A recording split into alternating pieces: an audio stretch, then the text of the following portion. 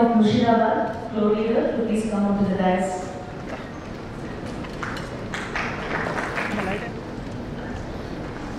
వాస్తవంగా నేను కూడా ఇక్కడ చాలా విషయాలు తెలుసుకున్నాం వచ్చాను.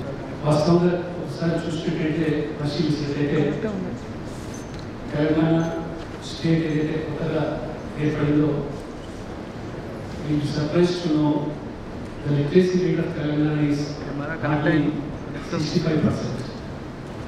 Still 35% of the Telangana are all illiterates who cannot able to read, write or even go for minimum activity.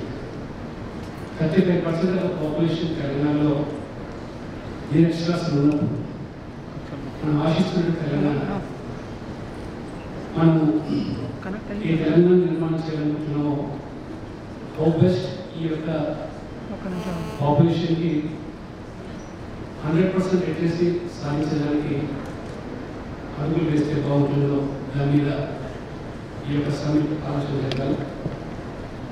Fortunately or unfortunately, as far as my knowledge goes, Telangana has got a vast urban population.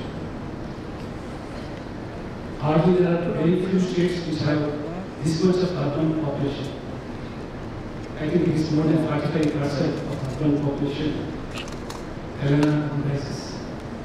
చాలా fast growth urban వైపు Telangana.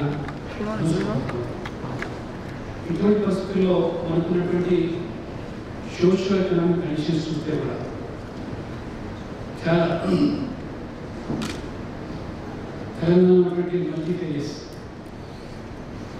Caste, religion, ఇవన్నీ కూడా మల్టీపర్లో ఏ రకంగా మనం తెలంగాణ ఆశించినటువంటి దాని నిర్మాణం కోసం ప్రయత్నాలు మనకి జరగాలో మనం ఆలోచించాలి.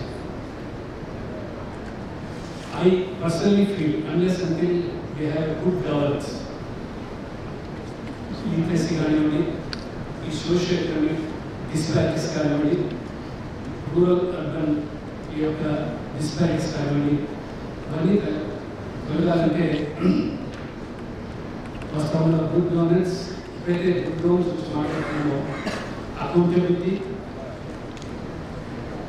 ట్రాన్స్పరెంట్, ఫ్రీ గవర్నెన్స్ ఉంటేనే ఇది సాధ్యమని నేను భావిస్తున్నాను. విజయనగరం మంచి కమ్యూనికేషన్స్ చక్కటి కార్యక్రమాన్ని ఏర్పాటు చేశారు. మీరు అందరి యొక్క సలహా సూచనలకు రాబో 4 సంవత్సరాల వద్ద ప్రస్తుత కాలంలో మంచి తెలంగాణ నిర్మాణం కోసం దోహదపడుతుందని నేను ఆశిస్తున్నాను.